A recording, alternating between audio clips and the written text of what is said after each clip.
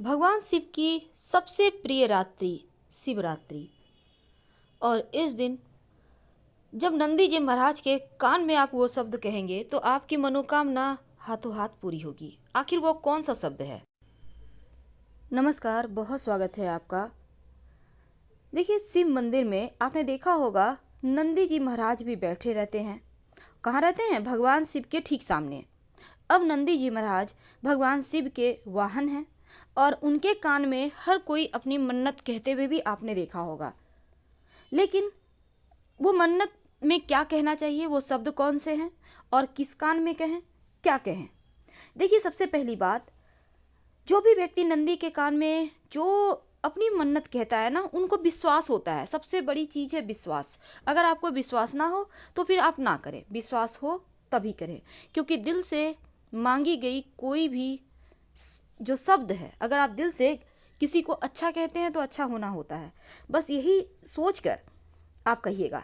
नंदी के कान में कही गई बात, उनकी बात चूंकि भगवान शिव तक जरूर पहुंचती है और वह पूरी होती है। आप जिस भाव से नंदी को कहेंगे उसी भाव से नंदी शिव जी तक आपकी मन्नत को पहुंचा देता है। आप कहेंगे कि भगवान शिव जब साक्षात बैठे हैं तो फिर नंदी के माध्यम से क्यों? देखिए, सीधे सीधे शिव जी से भी आप कह सकते हैं, लेकिन इसके पीछे भी एक रहस्य छिपा है। नंदी जी महाराज भगवान शिव के प्रमुख गणों में से एक हैं और कहा जाता है कि नंदी पूर्व जन्म में शिलाद ऋषि थे, जिन्होंने हजारों वर्षों तक घोर तपस्या करके भगवान शिव को प्रसन्न किया और उनसे यह वरदान मांगा कि वे सदैव उनके साथ रहेंगे। अब शिलाद ऋषि की तपस्या से प्रसन्न होकर भगवान शिव ने उन्हें अपने वाहन के रूप में सदैव अपने पास रखने का वचन दिया।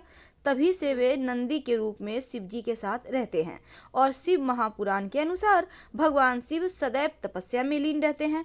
बंद आंखों से भी संपूर्ण जगत के संचालन में सहयोग करते हैं। लेकिन जो नंदी जी महाराज हैं वो चैतन्यता का प्रतीक हैं।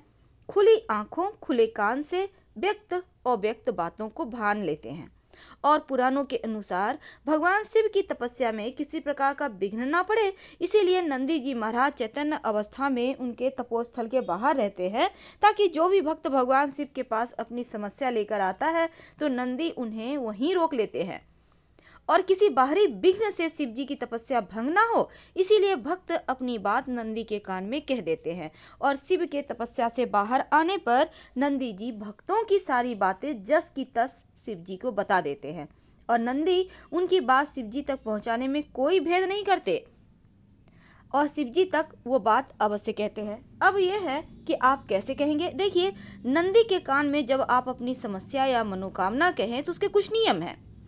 इस बात का ध्यान रखें कि आप जो कह रहे हैं वो सिर्फ आपके और नंदी तक ही सीमित रहे, कोई और ना सुन ले। धीरे से कहिए और कान को हाथों से ओट करके।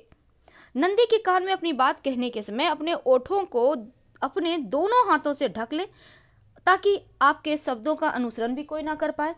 और नंदी के कान में कभी भी किसी दूसरे की बुराई, दूसरे का बुरा चाहने की इच्छा मत कीजिएगा। जो भी करना है आपको अपने लिए कहना चाहिए, इस बात का ध्यान रखें। नंदी के कान में अपनी मनोकामना कहने से पहले नंदी की पूजा कीजिएगा। कुछ अवश्य भेंट दें, फल वगैरह अर्पित करें और नंदी के कान में जब आप बात कहिए तो बाएं कान में कहिएगा। ये ज़्यादा जल्दी आपकी मन्नत वहाँ तक पहुँचाएगा। और उसके बाद हर हर महादेव का जयकारा जरूर लगाइएगा। तो हम आपसे विदा लेते हैं। हर हर महादेव, फिर मिलेंगे।